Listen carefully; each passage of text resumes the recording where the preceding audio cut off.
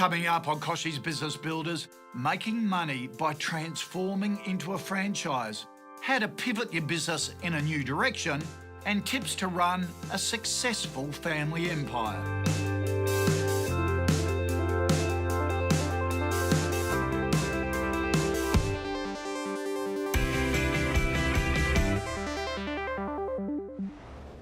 Hi everyone, great to have you with us today. It is a cracker of a show, so let's get straight into it. Now, technology is moving faster than any of us seem to be able to keep up with. 72% of small to medium businesses say they know they need to use more technology, but cost is a major issue. A recent study from leading IT company Cisco found more than 50% of businesses are being held back by lack of tech expertise. So if you're struggling with this issue, then visit kochiesbiz.com.au for our 3-part series on how technology can benefit your business. It'll help solve all your problems. Okay, coming up, learn the key lessons to running a successful franchise from the Chief Executive of Anytime Fitness. But first, cafe owner Richard Danhauser had never even worked in a cafe until he opened one in Sydney last year. Now he's managing a very busy business and 11 staff. We sent in Nicole Mellick from Steadfast Insurance to make sure both Richard and his business are protected. Mo's is a thriving cafe in the heart of Surrey Hills with a loyal customer base, a wonderful service. Owner Richard recently made the transition from daytime cafe to a nighttime venue as well, trading until 10 p.m, 7 days a week. With his new direction for the business, and for Richard who has never owned a cafe before, we sent in Nicole Mellick, a Steadfast insurance broker, to offer some valuable advice. This is lovely. Yeah, welcome to Mo's. Thanks. So what's it been like since opening? Yeah, very interesting. Busier than expected. I've actually never worked in a cafe or owned a cafe before. So you really have jumped in? Yes, I have jumped in. But it's been a really good transition from when we bought it earlier in the year to where we are now. Oh, that's good. So what's been challenging about taking the cafe on? I think just getting used to actually having I've got 11 staff here, Okay. so having to manage all the different aspects of front of house and back of house and kitchen staff, and I think just getting my head around the legalities and all the insurances and things that's required for running a small business. That's probably definitely been some of the challenges in the beginning. Right. And also being licensed in a bar. Okay. So that's also a lot of stuff to get my head around. I can imagine, yeah, that definitely brings its own challenges. Yes, it does. I guess so you've got 11 staff, you'd have your workers' compensation insurance in place? Yes, I've got workers' compensation. That's compulsory. Yeah. Then obviously there's probably 2 other categories, which would be the highly recommended covers, which would be public liability insurance. Do you have that in place? Yeah. Okay. Yeah. So it's probably important now that you've changed from being a daytime venue to the nighttime venue as well, that you let your insurer know that your business activity slightly changed. So obviously being a licensed venue, they may not be aware of that. So you want to make sure that they are aware of that, that you're trading longer hours, that you've got different levels of stock in the venue as well now. You might have expensive wines or alcohol that you may not have previously had before. So it's important they know that. So if there is a claim down the track, that there's no grey areas. Okay, yeah, that's really good to know. Yes. Are you using an insurance broker at the moment to place your insurance? With long operating hours, I actually just did everything online. Sure, I can understand. I know it's really hard to do things in business hours. Yeah. I guess that's where Steadfast brokers often will work outside of hours to help business owners. Right, We know that everyone's busy in this world, so it's really important that you do tell your insurer. Obviously at the moment you're dealing direct, but if you do start dealing with a broker, that you get the broker to actually advise the insurer about Right, so the broker could actually do that for you. Wow, Exactly. okay, yeah, I didn't know that's possible. Yeah, so they could do that. So the broker would then essentially act as an agent for me. Correct, and give you advice. So small business owners aren't expected to know all the ins and outs of insurance, so that's where we hold your hand to make sure that everything's in place that you need and you're not paying for cover that you don't need. We'll be right back with more expert tips from Nicole on how Richard can ensure his business is covered with the right insurance at the right price. According to a 2016 Census social media report, surveyed Australians are spending an average of 12 and a half hours on Facebook alone every week. That's up 4 hours from 2015. Survey results show it's more important than ever to be social as a business. 48% of small and medium businesses now have a social media presence, compared with just 31% the previous year. The 2016 Small Business Technology Impact Study also showed that small business owners should both have a business website and promote themselves on social media if they want to be successful. These days, social media is one of the only ways businesses can have an instant two-way communication with their customers. You can receive and quickly respond to feedback, create sales opportunities, and build a relatable brand personality. The best news is this can all be done with minimal marketing spend. Social media is one of the easiest and most cost-effective channels to get in front of customers. By choosing the right tools and partners, there are fantastic opportunities for savvy small business owners to stand out on social. To find out more, visit nab.com.au/smallbusiness. Next up, what you need to know about running a successful franchise. Find out how the Chief Executive of Anytime Fitness manages 450 gyms in Australia, which turn over $290 million annually. Stay tuned.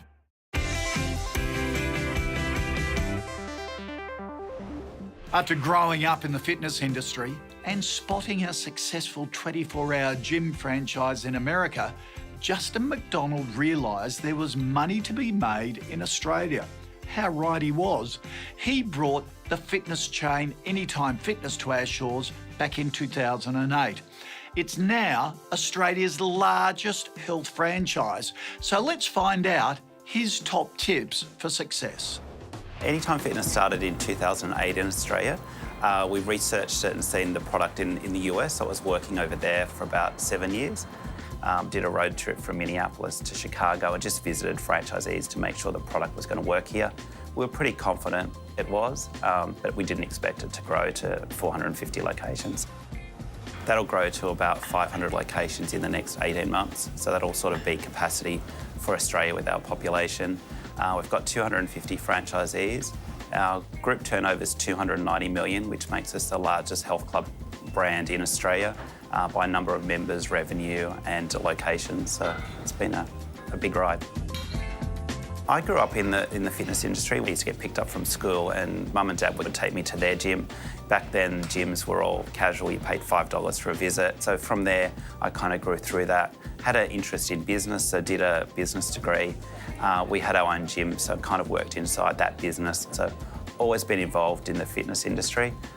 Tried to look at getting out, but it's such a great industry. You're helping people. And then franchising is great because you're helping people in business as well develop and have freedom. So the growth started quite slow in the early years. We really focused on just trying to sell franchise territories as a franchise organisation and getting the first 10 locations open.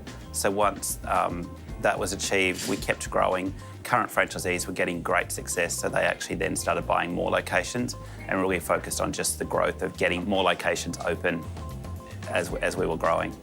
The secret to a successful franchise is actually having a great product. So the product needs to fulfil their customers' needs, needs to make sure it makes money. Franchisees need to make money to focus on that, and having really good systems and support at your head office as well. So our focus was really on growing as quickly as we could. We opened 100 locations in 1 year, which is quite huge in franchising world. A lot of brands will just open one a month. So we really focused on that growth and getting to the market as quick as we could. Greatest obstacles to growth were really finding enough great people that would work with us. Also, I was getting upskilled in how to manage a big group, which I hadn't done in the past as well. So constantly hiring people, we were running crazy all the time. So keeping up with that was really difficult. We moved offices 5 times. So really just running all the time and keeping on top of everything.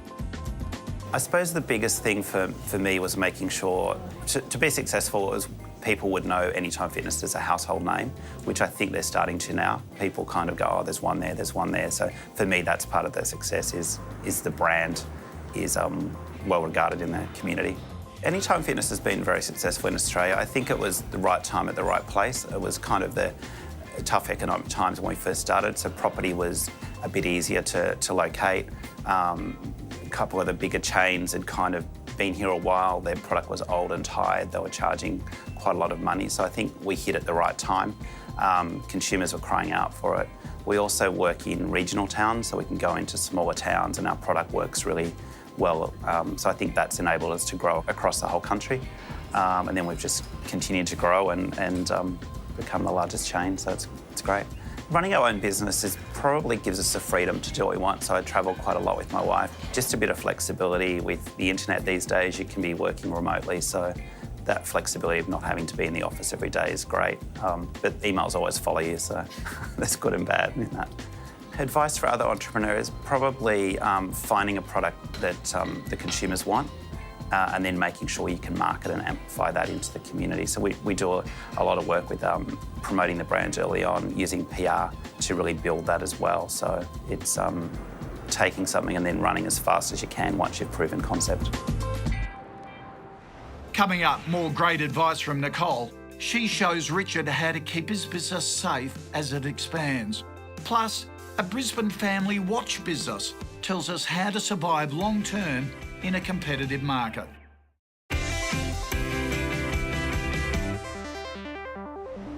Earlier in the show, we heard from Richard Danhauser, owner of Moe's Cafe in Surrey Hills, who recently made an exciting business transition to go from just a cafe to a bar as well.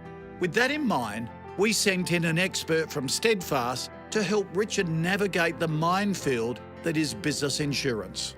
So I guess how can I then make sure that I'm getting the best value out of my current policy that I bought online? It's important that you're not paying for cover that you don't need. So it's about tailoring the policy to your needs, and that's what a broker is essentially there to do. So we'd actually understand the business, we would make sure that you're not paying for cover that you don't need. So, for example, flood.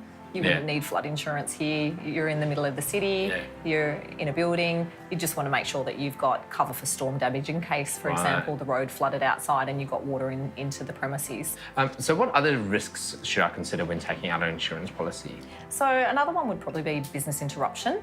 So if, for example, the street was closed here one day, if there was an accident and you weren't able to get access to the property, for example, if this street is closed down by a public authority and you can't get into the venue for a day or two, then you may be experiencing a business interruption loss. So obviously you'd need to still pay your staff and you would need to still pay for deliveries that are coming into the cafe. So there'd be costs there that you would incur. So it would be good for you to think about if, for example, the biggest day of your calendar, Melbourne Cup Day or something like that, where you had a large amount of stock and you weren't able to get access, then you'd need to think about covering things might go off if I couldn't get into the premises for 2 days. Exactly. Right, and this insurance would cover that.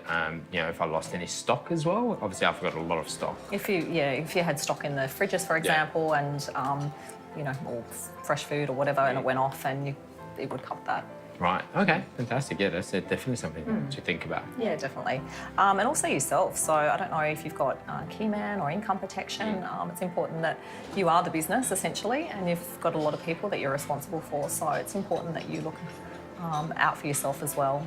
Yeah, I've definitely looked at my own insurance a little bit more, and but again, it's just jumped online, not really too sure, and having an expert to talk to is definitely so valuable and helping a lot. So exactly, and that's where Steadfast brokers are experienced in lots of different lines of insurance. It's hard to be all things to one person with regards to your advice. So if you've got a specialist that knows that particular insurance inside and out, then they can advise you accordingly based on your business and the risks that you have in the business. Fantastic.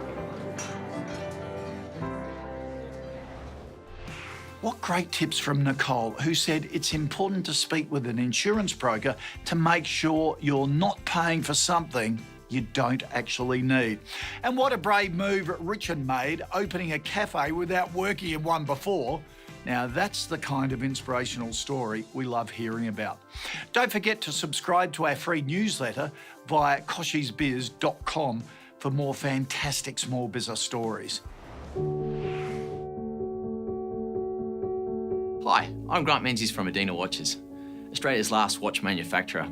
Our family business for the past 46 years has been designing and assembling watches by hand in Brisbane, producing over 30,000 annually and distributing across Australia and New Zealand. My top tips to survive this competitive marketplace is 1, you must stay relevant. Design product that not only your consumers love to use, but is actually going to stand the test of time. Never substitute quality for price. 2, train. Our apprentices are everything to us, and they're not only the future of watchmaking in this country, but also the future of our brand. And 3, give great after-sales service. As watches are often given as life milestones, we want to always be able to keep that watch on people's wrist by having the parts and the service to back them up. I hope these tips have helped you. I'm Grant from Medina Watches, and good luck. Coming up on Kochie's Business Builders, I answer your latest burning business question. We'll be right back with Ask Kochie. Don't forget to subscribe to our YouTube channel, Kochie's Biz, for more inspirational ideas for your small business. Gee, I've loved this show. It's great to hear how franchises can work well when you have the right backing and advice. Knowing what your customers really want is also just as important. While for you as a small business, it's crucial to have a good support system in place. Next up, I'll answer another fantastic viewer question. Don't go away.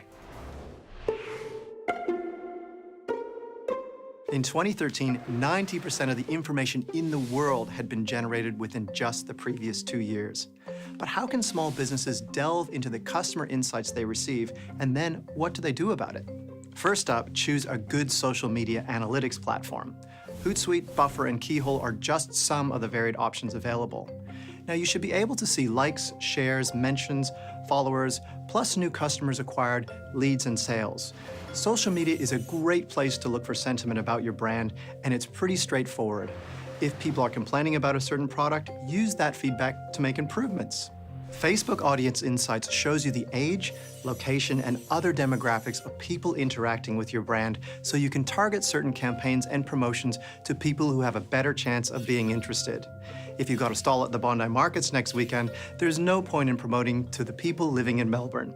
It's all about taking on board customer feedback quickly, tailoring your marketing messages, and honing in on targeting. Welcome to Ask Kochie, where I answer a viewer video question about their business problems. Today's question comes from Alison. Let's take a look. I'm Alison from Jack the Wombat. We're an early childhood literacy program, and with 44% of the Australian adult population experiencing problems with literacy, we really feel that there is a huge need for our business in the Australian community. Our aim is to make learning to read and write fun and engaging for our kids. Launching recently, we are seeking advice on how to be cost effective when posting our product to our market. Any advice on shipping, registered post, or the most effective product to use for reaching our global consumers would be great. Thank you. Alison, blow me down. I bought Jack the Wombat for my grandkids. It's a great book. You're doing a terrific job there. Hey, it's a great question too. Rebecca Burrows is here to help. She's the General Manager of Small Business at Australia Post. And when your question came in, I thought, let's go straight to the expert. Rebecca, it's a really common question for businesses like this one, isn't it?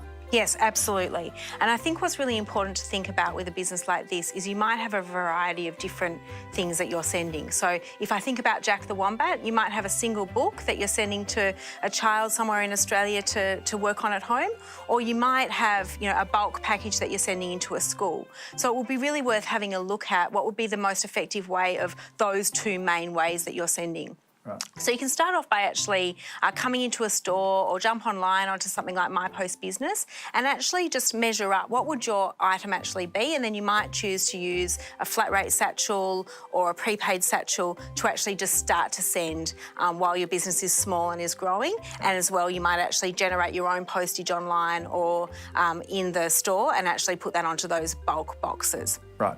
If those books are actually really small and flat, you might actually even be able to send that via a large letter, which will be a very cost-effective way for something like Jack the Wombat to get out there to Australia. Because it's quite thin, I remember when mine came. Yep. Yeah, so that will be a really cost-effective way as you start. As you grow, we have lots of volume discounts available for small business, and especially if you've got something that's quite standard to send out like a book, that can work really well. And one of the things when I'm talking to small businesses is they think you need to be quite large to actually access that. But if you're sending just even 5 parcels a week, we've got discounts available for small businesses. So I really encourage you to come in, have a chat to us, or indeed go through My Post Business online, and you can actually access those discounts as you grow. Wow, down to just 5. Yeah. I thought it would have to be 100 or 200 or No, whatever. with so many small businesses in Australia starting out, and so much of it is around sending those items out to consumers from about 5 a week, there's some discounts available. Okay, that's fabulous. Rebecca, terrific advice. Alison, hopefully that helps with your question, and we'll see the rest of you next week. Hey, thanks for dropping by the KBB YouTube channel. If you want a whole lot more where this came from, press the subscribe button and it will open a Pandora's box of great videos that not only are educational, full of great advice, but also really inspiring. Just what we need as small business owners.